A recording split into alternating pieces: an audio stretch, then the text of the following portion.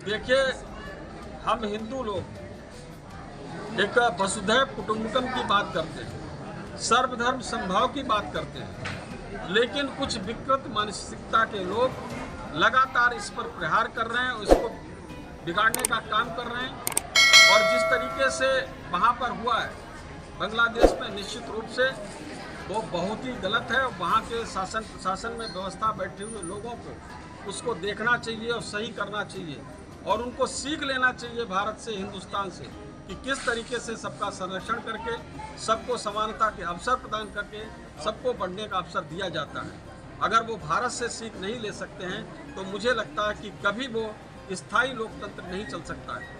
पाकिस्तान खत्म होने की कगार पर खड़ा है। पाकिस्तान बचा क्या है? पाकिस्तान की अर्थव्यवस्था किस तरीके से चरमरा गई कमर तोड़ महंगाई है वहाँ पर, और जिस तरीके से बलूचिस्तान के लोग वहाँ पर आने का लिए कब्जा करने के लिए आतुर हैं, और जिस तरीके से जम्मू कश्मीर का जो गुलाम कश्मीर है, वहाँ के लोग भारत जिंदाबाद के नारे लगाकर भारत में आना चाहते हैं। भारत एक विकसित राष्ट्र की तरफ बढ़ रहा है। भारत के लोगों को सभी प्रकार की सुविधाएं मुहैया कराई जा रही सरकार की तौर से।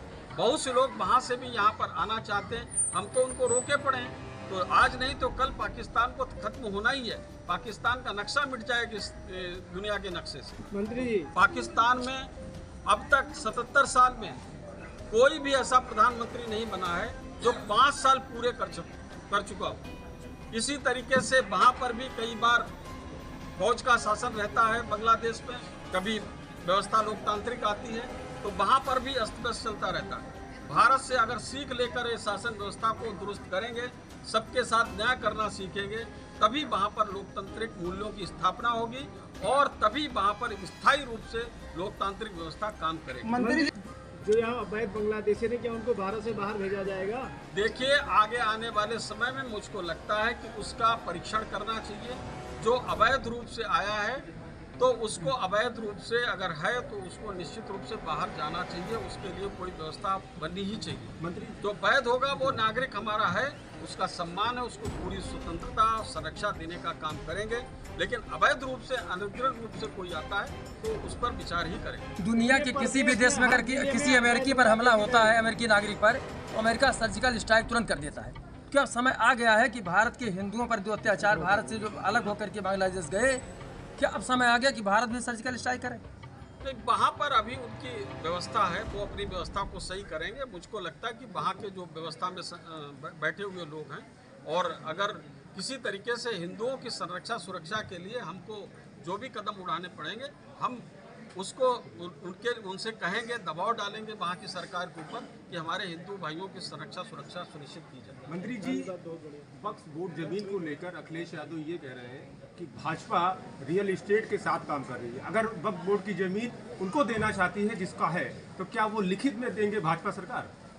मोहित खान के ऊपर तो वो DNA टेस्ट और ये सब, ये लगाओ, ये करो, वो करो, वो किस तरीके से बोल रहे हैं।